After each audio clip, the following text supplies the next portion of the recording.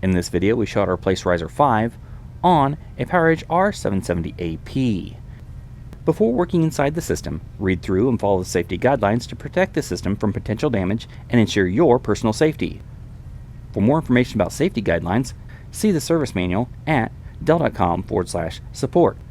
With the cover and air shroud removed from the system, to remove riser 5, loosen the two screws, captive screws on the rear of the system. Then pull back on the release latch and lift it straight up out of the system.